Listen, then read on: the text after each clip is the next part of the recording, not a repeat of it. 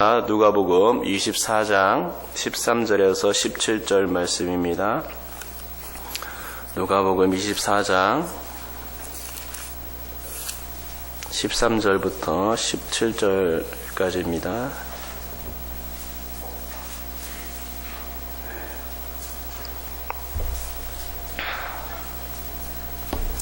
(13절부터) (17절까지) 우리 같이 한번 한 목소리로 읽겠습니다. 시작. 그날에 그들 중 둘이 예루살렘에서 25리 되는 엠마오라 하는 마을로 가면서 이 모든 된 일을 서로 이야기하더라. 그들이 서로 이야기하며 문의할 때에 예수께서 가까이 이르러 그들과 동행하시나 그들의 눈이 가리어져서 그인 줄 알아보지 못하거늘 예수께서 이르시되 너희가 길 가면서 서로 주고받고 하는 이야기가 무엇이냐 하시니 두 사람이 슬픈 빛을 띠고 머물러 서더라. 아멘. 오늘 본문은 엠마오로 내려가는 두 제자의 이야기가 기록되어 있습니다. 이 제자들은 12제자는 아닌 것 같고요. 70제자로 보입니다.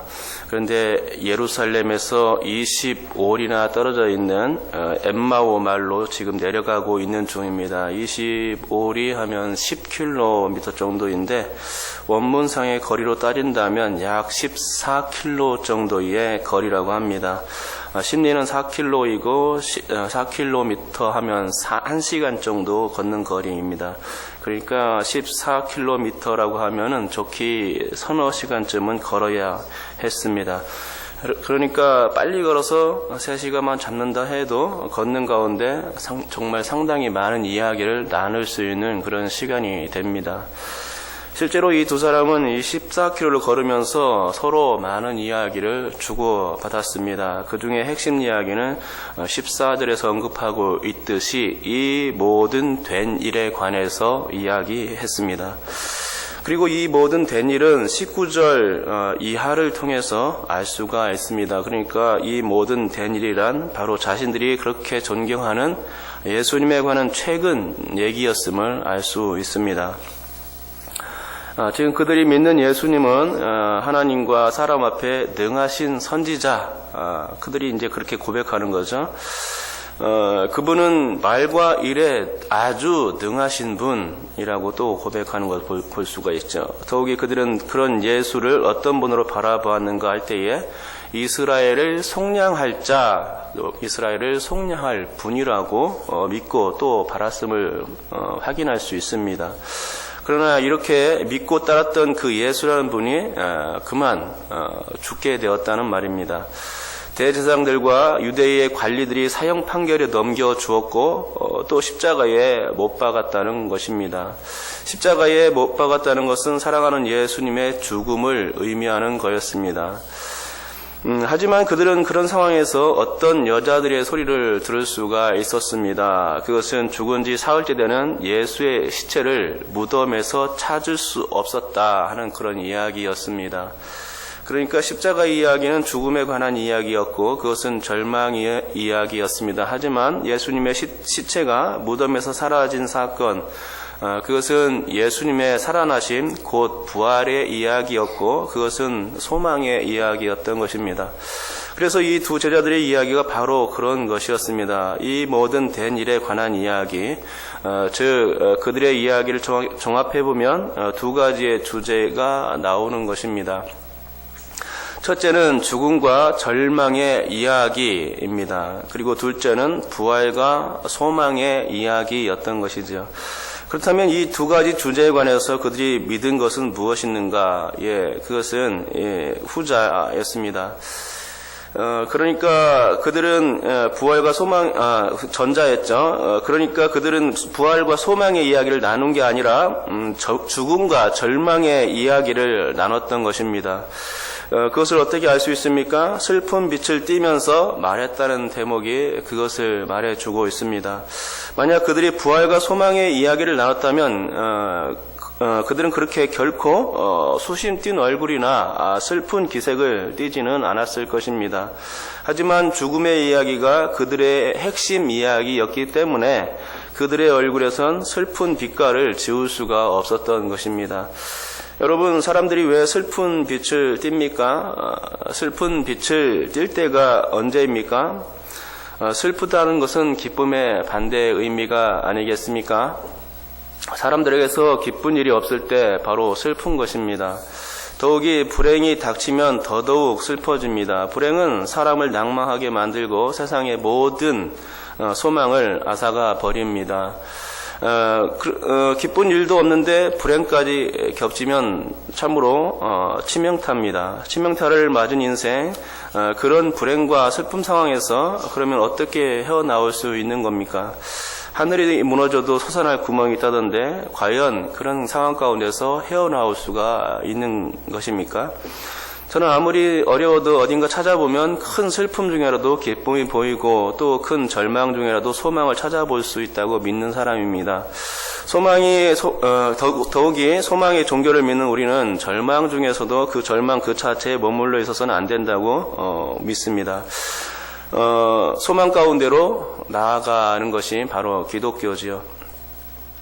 하지만 쉽지 않습니다. 어디 인생이 그렇게 만만합니까? 그렇지 않습니다. 그렇게 마음만 먹는다 해서 절대로 상황이 바뀌지는 않더라는 것이죠. 그러나 그럼에도 불구하고 절망의 이야기를 소망의 이야기로 바꾸는 사람들의 이야기가 존재합니다. 다음 예화가 그걸 알려줍니다. 니콜라스 이야기가 바로 그런 예인데 한번 들어보시기 바랍니다. 1994년 어느 날 한 가족이 미국을 떠나서 이탈리아로 여행 중에 있었습니다. 아버지 레그 그린, 어머니 매기 그린, 그리고 7살 난 아들 니콜라스, 또 4살 박이 딸 엘리나가 있었습니다. 그들은 정말 행복했고 사건이 터지기 전까지는 너무나 즐겁고 행복한 시간을 보내고 있었습니다. 하지만 그런 기쁨도 잠깐이었습니다. 자동차 전용도로를 달리고 있을 때 갑자기 쫓아온 자동차 때문에 모든 것이 바뀌어버리는 상황이 되어버린 거죠. 그 자동차엔 2명의 무장 괴한이 탔었는데 그들은 무턱대고 이 앞에 다니는 이 사람의 그 가정에게 총을 난사했던 것입니다. 이로 인해서 7살 난 그 니콜라스의 머리는 아주 간통되었습니다. 순간적으로 차 안은 비명소리로 가득 찼고 모든 것이 이제 아수라장이 된 상태였던 것입니다. 니콜라스는 뇌 한가운데를 관통당했기에 살아날 가능성이 전혀 없었으며 이제 뇌사 상태가 되었습니다. 여러분, 이게 바로 인생입니다. 즐겁고 기쁜 일만 있는 게 인생은 아니다라는 말이죠. 우리의 인생은 어느 시점에선가 이와 같은 불행이 찾아오는 겁니다. 그린의 가족도 마찬가지였습니다. 그들은 소망의 출구를 찾고 있었습니다. 그게 뭔지 아십니까? 그것은 뇌사 상태에 있는 아들의 장기를 기증하는 일이었습니다. 그러니까 그들은 살아날 가능성이 전혀 없는 아들을 붙잡은 게 아니었습니다. 그런 게 아니라 아들의 장기로 인해서 살아날 다른 사람들의 희망을 바라본 것입니다. 그래서 장기의 기증을 하게 된 것이죠. 기증의 결과는 참으로 대단했습니다. 절망 중에 있던 7명의 수혜자와 그 가족들에게 기쁨이 안겨졌습니다. 먼저 선천성 심장 결함을 지닌 15살 난 소년 안드레아를 살릴 수가 있었습니다. 또 신장 투석 치료 없이 살던 티노 모타와 마리아를 또 치료할 수 있었습니다.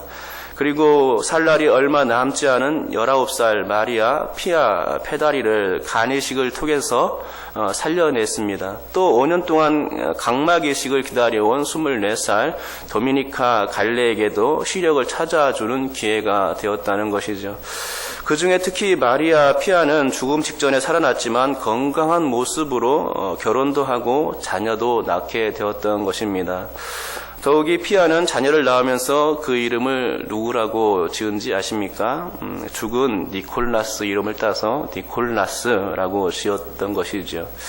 그린 가족의 죽은 니콜라스가 피아의 아들로 다시 살아난 겁니다.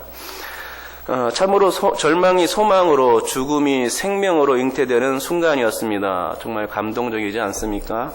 이게 바로 절망을 희망과 소망으로 바꾸는 일입니다. 죽음을 생명으로 잉태하는 일입니다. 이 예화를 통해서 우리는 절망의 상황, 불행한 환경을 절대로 되돌이킬 수는 없지만 마음만 먹으면 죽음이 생명이 되고 절망이 소망으로 바뀌어질 수 있음을 배우게 됩니다. 저는 이 예화를 보면서 너무나 감동했는데 여러분 어떻습니까? 지금 제가 이런 이야기를 해도 감동이 오지 않습니까? 그렇다면 그런 분들은 그 절망 그 자체에 그냥 머물러 있으시면 됩니다. 슬픈 기색을 띠며 슬프고 또 슬프게 살기 바랍니다. 과거에 머물러서 신세 타령이나 하며 절망하시기 바랍니다. 절망하면서 서서히 죽어가는 자신을 발견하시기 바랍니다. 그러나 그렇게 살면 얼마나 불행하고 한심하겠습니까? 절망도 그런 절망은 없을 겁니다. 우리가 그런 삶을 선택하고 산다면 모두 다 비웃을 일입니다. 하지만 그렇게 사는 사람이 의외로 많다는 게 문제지요. 여러분, 우리는 예수 믿는 사람들입니다. 예수님은 죽으신 게 아니라 사셨습니다. 우리는 여기에 포인트를 두어야 합니다. 예수님이 아무리 훌륭한 분이었다고 해도 죽은 것으로 끝났다면 거기에는 절대로 소망이 없는 겁니다. 무슨 소망이 거기에 있겠습니까? 죽은 사람을 믿는 신앙? 그것은 아무짝에도 쓸모가 없습니다. 죽은 사람에 관해서 이야기한다는 것은 죽음의 찌꺼기밖에 건질 게 없습니다. 그것은 절망으로 기결되는 슬픔이지요. 죽은 예수를 논하는 자리에선 죽음의 이야기밖에 할 수 없다는 말입니다. 엠마오로 내려가는 두 제자가 바로 그런 이야기를 한 겁니다. 죽음의 이야기였습니다. 그들은 예수님의 부활의 소식을 들었지만 믿음을 갖지 않았습니다. 더욱이 본문에서 볼 수 있듯이 그들의 눈조차 가려져서 부활하신 예수를 만났음에도 불구하고 그들은 그 예수, 살아나신 예수를 전혀 보지 못했다는 것이죠. 눈이 가려졌다는 것은 수동 형태인데 이것은 하나님이 그들의 눈을 가린 것을 의미합니다. 하지만 문맥상으로 보자면 그것은 영적으로 가려진 그들의 무지 그 자체였습니다. 철저히 죽었다고 믿고 있는데 그 죽은 분이 옆에 살아 돌아온들 영적인 무지 가운데 과연 그분이 보이겠는가? 보이지 않을 겁니다. 그렇게 철저하게 믿고 있기 때문이죠. 살아나셨다고 생각지도 않고 죽으셨다고만 자신이 그것을 보았다고만 믿고 있기 때문에 그런 겁니다. 그렇습니다. 저는 이 두 제자들의 이야기를 들으면서 우리가 서로 나눈 이야기가 중요하다라는 생각을 하게 되었습니다. 곧 우리의 삶에서 죽음에 관한 불행한 일들이 많이 있을 수밖에 없는데, 그렇죠? 하지만 우리는 그 죽음에 관한 불행한 일들, 그 슬픈 이야기들을 우리들 삶의 대화의 주제로 삼아서는 안 된다는 것입니다. 왜냐하면 그런 이야기들은 대화를 나눌 때에 우리로 하여금 더욱 슬픈 기색을 띠게 만들기 때문입니다. 그렇기에 우리가 서로 나누어야 할 일상의 대화 주제가 이제 필요해집니다. 그것은 바로 부활 이야기가 아니겠는가 하는 것입니다. 부활 이야기를 나눌 때는 우리는 소망으로 가득 차게 되어지는 것입니다. 다시금 인생에 희망이 생기고 생명의 기력이 회복됩니다. 예수님의 이야기는 죽음에 관한 이야기가 결코 아니라는 것입니다. 그분은 살아나셨고 그래서 모든 믿는 자들이 영원한 소망이 되어 주신 것입니다. 소망의 종교는 슬픔을 동반하지 않습니다. 궁극적으로 우리는 예수로 인해서 영원한 생명을 누리기 때문인 것이지요. 여러분, 그러므로 오늘 우리가 우리의 삶 가운데서 이 부활 이야기가 꽃 피었으면 좋겠습니다. 아니, 우리의 전생의 가운데서 부활의 이야기로 꽃을 활짝 피워야 할 줄 믿습니다. 부활의 이야기는 우리로 하여금 더 이상 슬픈 빛을 띠게 만들지 않을 것입니다. 더 적극적인 의미에서 부활의 이야기는 생명을 전하는 이야기가 되어야 되는 것입니다. 많은 사람들이 이 부활의 이야기, 그 생명의 이야기를 듣고 새 삶을 얻게 될 것입니다. 니콜라스의 부모가 슬픈 기색을 띨만 했지만 그들은 장기 기증을 통해서 새로운 생명들을 찾아주었지 않습니까? 결코 예수를 믿는 자들에게는 슬픈 빛을 띨 이유가 없습니다. 예수님은 죽은 것이 아니라 다시 사셨기 때문입니다. 우리는 그 예수, 살아나신 예수, 지금도 살아계셔서 우리 가운데 역사하시고 우리를 다스리고 간섭하시는 그 살아계신 예수를 우리가 믿고 있습니다. 그렇기 때문에 인생의 인생에 아무리 소망이 없는 두렵고 무기력하고 슬픈 기색을 띌 만한 그런 일들이 우리에게 찾아온다 할지라도 우리는 거기에서 주저앉지 않게 되는 것입니다. 왜? 살아나신 예수가 우리의 소망이 되어주기 때문입니다. 여러분께서 그러므로 우리 살아계신 예수, 그 예수를 찬양하면서 주님 기쁩니다. 주님께서 내 삶을 주관하실 수도 있겠군요. 주님은 살아나셨기 때문에 나의 소망까지 이끌어 주시옵소서라고 한다면 우리의 모든 삶 가운데서 아무리 어려운 일이 있을지라도 그런 가운데서 슬픈 기색을 띌 이유가 없을 줄 믿습니다. 그러므로 우리의 삶 가운데서 어떤 이야기를 나눌 것인가, 죽음의 이야기를 나눌 것이 아니라 기쁨의 이야기, 부활의 이야기, 살아난 이야기를, 그 소망의 이야기를 나눌 수 있는 여러분들 될 수 있기를, 그래서 우리의 삶을 바꿀 수 있기를 주님의 이름으로 축복합니다. 기도하겠습니다. 하나님 아버지 감사합니다. 오늘 엠마오로 내려가는 두 제자의 이야기를 들었습니다.